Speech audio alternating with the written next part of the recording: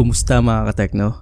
Ako po si Paul Gutierrez ng Poltech TV at i-unbox natin tong T-Force Cardea Z44L gaming SSD ng Team Group. Bali naghanap ako ng SSD para mapalitan yung Samsung Evo ko.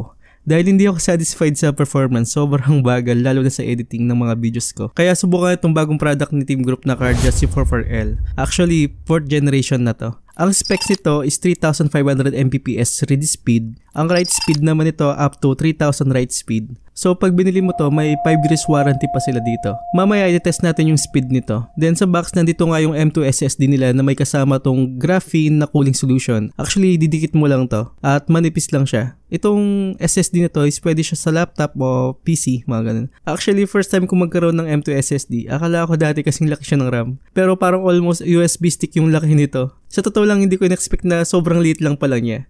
Kapag bago ka sa mga ganito, may inibago ka talaga. About sa speed naman, itong Cardea Z44L is PCIe 4th generation na to. Mas mabilis syempre sa 3rd generation. At sobrang dali lang install nito.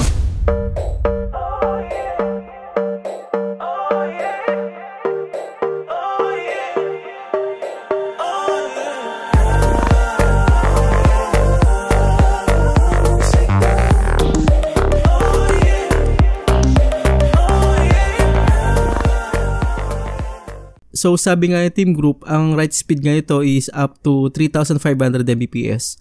Ang write speed naman nito is 3,000 Mbps. So test na natin gamit tong Atto Benchmark at Crystal D Smart. I don't know what to say, I don't know what to say, I don't know what to do. Colors all around, but I don't see anything but blue. Get lost in the sound, go back to the start. Let's go out of the dark. Let's go out of the dark. Get into the light now.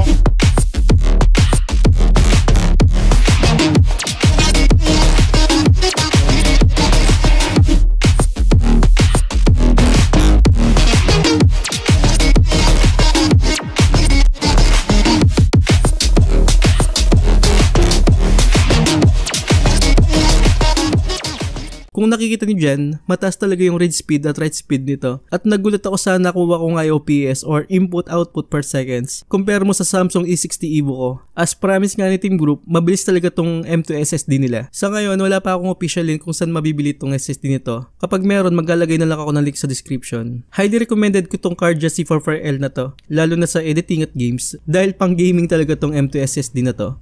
I hope na nakatulong ako sa inyo. Huwag niyong kalimutan mag-subscribe tapos hit yung bell icon para sa mga unboxing at reviews natin. So once again, this is Paul Tech TV.